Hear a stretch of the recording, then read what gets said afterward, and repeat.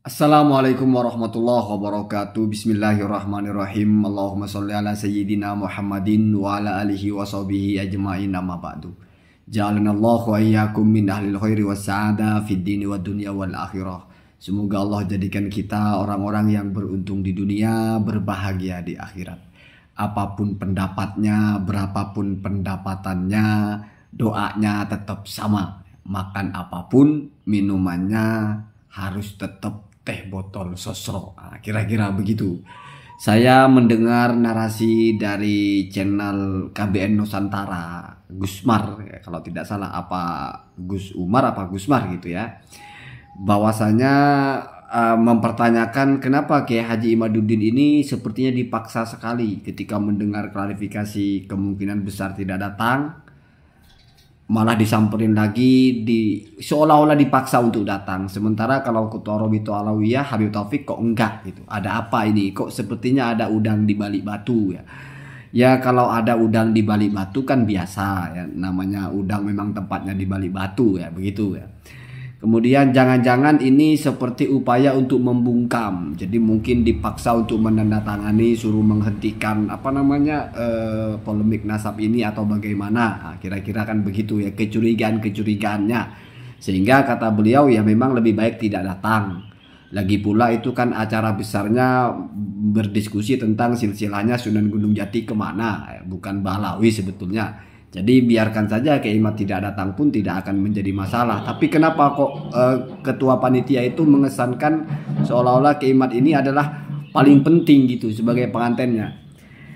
Ya semua orang berhak punya analisa, semua orang berhak punya pemikiran. Ini tidak bicara masalah isi Al-Quran, masalah isi hadis ya. Sehingga kita mau ikut penafsiran siapa ya kan tidak ada. Jadi ya menafsirkan omongan orang bebas.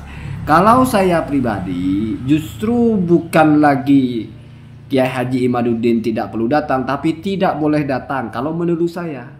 Kenapa? Karena kalau Kiai Haji Imaduddin datang, itu membuka peluang untuk kalah, membuka peluang untuk tidak bisa mempertahankan tesisnya.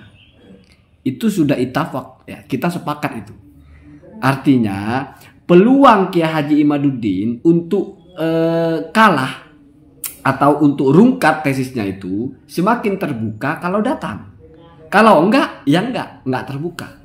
Seperti yang saya bilang ya, kalau bertarung saja tidak, maka tidak mungkin kalah ya. Jadi untuk bisa kalah itu harus bertarung dulu ya. Kalau bertarung aja enggak, mana mungkin bisa kalah. Nah, kan begitu. Jadi sebaiknya pendukung Kiai Imaduddin ini jangan bilang tidak perlu datang, tapi tidak boleh datang ya. Entah dengan narasi apapun, dengan alasan apapun. Kalau saya mempertegas ya itu ya. Artinya melangkah datang itu membuka peluang untuk kalah dan juga membuka peluang untuk menang. Jadi sama-sama terbuka. Tapi kalau sudah tidak datang, maka peluang untuk menang memang tidak ada, peluang untuk kalah juga tidak ada, tertutup ya. Begitu kan, logis kan ya. Jadi kalau berpikirnya bagaimana tidak kalah, ya sudah langkah terbaik jangan pernah datang, jangan pernah berdebat. Tunggu orang itu menulis apa tulisannya, lalu kita cari apa bantahannya. Itu kan butuh waktu bisa lama. Terus kita korek. Kita bantahkan terus seperti itu ya. Terus kalau masalah ada kecurigaan nanti akan dijebak begini atau akan dipaksa begini, dipaksa begitu. Ya semua orang itu bisa curiga dengan berbagai macam kecurigaan. Tidak perlu heran ya, tidak perlu heran. Maka kalau memang misalnya nanti tidak datang di Banten, sudah saya pernah bilang sebetulnya logikanya terbalik. Kalau Kiai Haji Imaduddin ini kok dianggap sebagai mantennya, itu terbalik ya. Justru kalau logika saya ya, ini sekali lagi tidak perlu kitab, apalagi kitab sezaman, apalagi kitab yang mendekati sekunder primer, tidak perlu ini cuma ngomong toh ya. Kiai Haji Imaduddin itu justru bukan pengantennya, tapi acara hiburan di penganten itu gitu. Jadi pengantennya itu atau acara intinya yang mau diakad itu adalah kemana jalurnya Sunan Gunung Jati. Apakah ke Azmat Khan, berarti jalurnya jalur Abdul Malik bin Alwi Ambil Fagih gitu ya. Kemudian ke siapa itu, ke Ubaidillah, atau jalurnya Musa Al-Kadim. Itu digodok ya.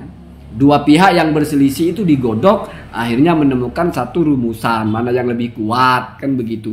Itu pengantennya ya. Itu yang tidak boleh tidak ada. Dan saya dengar Kiai Haji Ilzamuddin, Kiai Haji Bendoro Ilzamuddin sudah siap datang ya dari Naat ya. Mungkin kalau dari Naat ini ya entah sebagai saksinya lah atau sebagai penghulunya lah ya. Kenapa? Karena mungkin tidak termasuk ke dalam jaringannya Sunan Gunung Jati, karena tidak semua Wali Songo itu sambung semua, bisa aja enggak, bisa aja ada yang lain jalurnya, kan begitu ya. Dan Kiai Hanan juga sudah siap datang ya. Jadi ini sudah cukup sepertinya kalau hanya untuk menyelesaikan persoalan itu atau untuk melaksanakan yang terpentingnya di situ sudah. Lalu pada hari Minggu setelah hari Sabtu itu acara akad nikah dan sebagainya selesai, hari Minggunya itu organ tunggal atau mungkin orkes atau mungkin ya semacam gambus atau mungkin ya ludruk atau apalah, biasa kan setelah ada pernikahan itu kan biasanya suka ada acara-acara hiburan. Ya memang kalau tidak ada itu kurang asik, tetapi bukan acara intinya. Sehingga ketika sudah masuk kepada perdebatan tentang nasab Ba'alawi itu judulnya adalah membedah atau mendebatkan tesisnya Kiai Haji Imaduddin. Dan yang terlibat ya yang punya tesis dan mungkin orang-orang yang sepaham. Berhadapan dengan siapa? Yang tidak setuju dengan tesis itu. Makanya kata TB Imam Ibrahim itu, kalau di hari Minggu itu nggak ada namanya perwakilan-perwakilan, nggak ada perwakilan dari mana. Toh ini ingin menguji atau ingin mendebat sebuah tesis. Jadi kalau dianalogikan sederhana begini, misalnya ada orang membuat penelitian, ternyata kucing kalau kawin itu turunnya dari kiri. Oh, saya bilang, oh nggak sepakat. Ada orang yang menulis, menjelaskan gitu, menurut ini kucing kalau kawin turunnya dari kiri. Ya. Sementara yang lain ada yang mengatakan oh enggak, turun dari kanan.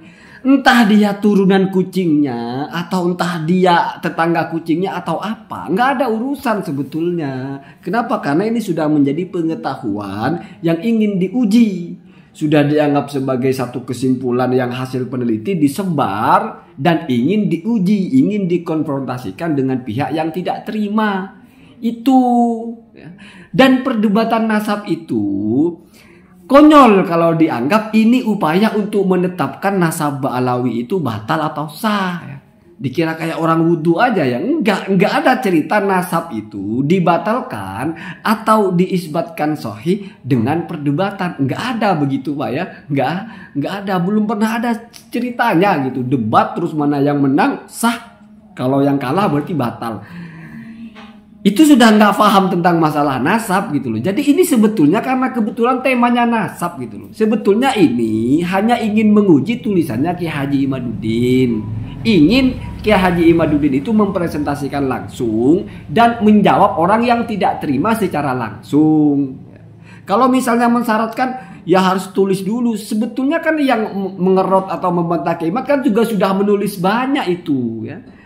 Ya walaupun punya Gus Rumel kalau disatukan kan jadi buku juga. Punya Habib Hanif itu kan sudah buku itu. Kan sudah ada antitesisnya itu. Dari Robito Alawiyah risalahnya juga sudah ada. Dari Buya Abdullah Mukhtar juga sudah ada. Dari Habib Malaysia juga sudah ada. Itu kan sudah buku semua Pak.